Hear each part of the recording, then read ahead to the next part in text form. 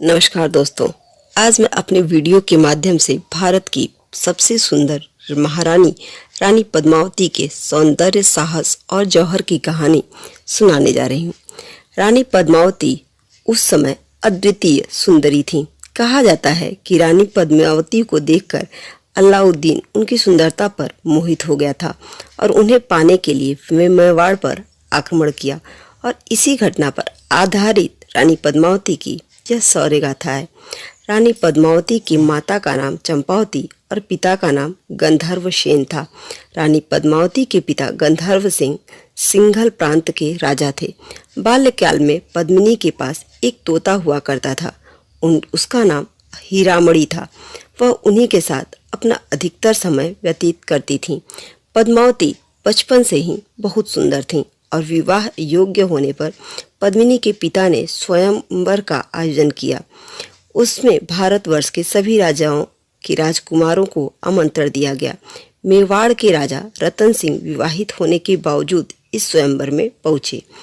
इस स्वयंवर में एक छोटे से प्रदेश के राजा मलखान सिंह और मेवाड़ शासक रतन सिंह का मुकाबला हुआ। इसमें रतन सिंह ने मलखान को पराजित किया। पद्मावती से विवाह कर राजधानी चित्तौड़ ले आए।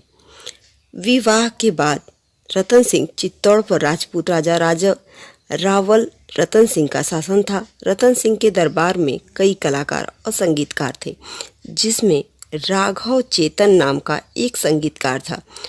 वो एक जादूगर भी था। अपनी कला का उपयोग कर विपक्षी को मात देने की कला थी। किसी विषय पर विवाद होने के कारण रतन सिंह को संगीतकार राघव चेतन पर गुस्सा आ गया और उन्हें मुंह काला कर उसे गधे पर बिठाकर राज्य से बाहर निकाल दिया। इसी कारण वह संगीतकार राघव चेतन रतन सिंह का दुश्मन और वह दिल्ली के सुल्तान अलाउद्दीन खिलजी से जा मिला।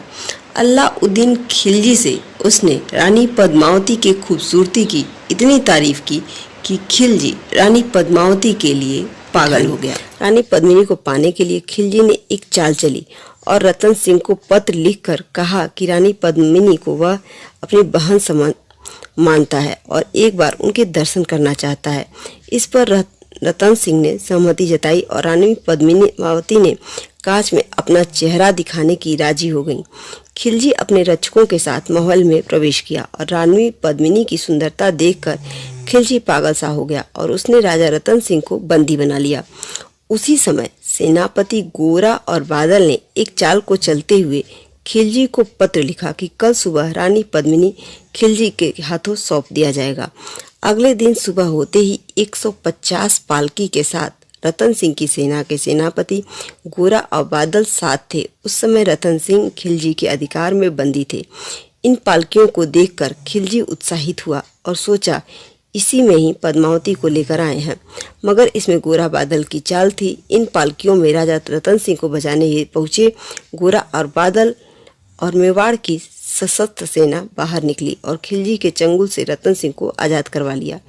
इस मुठभेड़ में गोरा मेवाड़ी महानायक शहीद हो गए और बादल खिलजी के अस्तबल से घोड़े निकालकर चित्तौड़ की तरफ चल पड़े।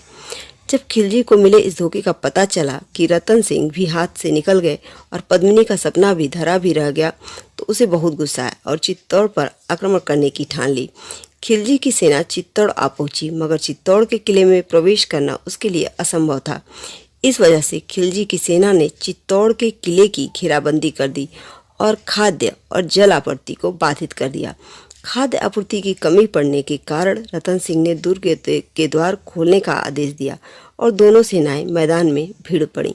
इस युद्ध में मेवाड़ी सेना के सारे सिपाही मारे गए और अब खिलजी ने आदेश दिया दुर्ग के भीतर की राजपूत महिलाओं को बंदी बनाया जाए। राजपूत सेना के हारने की खबर पाकर रानी पद्मावती ने चित्तौड़ दुर्ग के अंदर एक बड़ी चिता जलाने को कहा और जैसे ही खिलजी की सेना महिलाओं को बंदी बनाने के लिए दुर्ग के भीतर प्रवेश करने लगी, राजपूती महिलाओं ने अपनी आबरू की खातिर उस जलती हुई अग्नि कुंड में सभी महिलाओं के साथ कूद पड़ी और देखते ही देखते सभी ने जौहर कर लिया। मेवाड़ के इस जौहर को आज भी लोकगीतों में याद किया जाता है। मेवाड़ की रानी पद्मावती पर बन रही फिल्म का चौतरफा विरोध हो रहा है।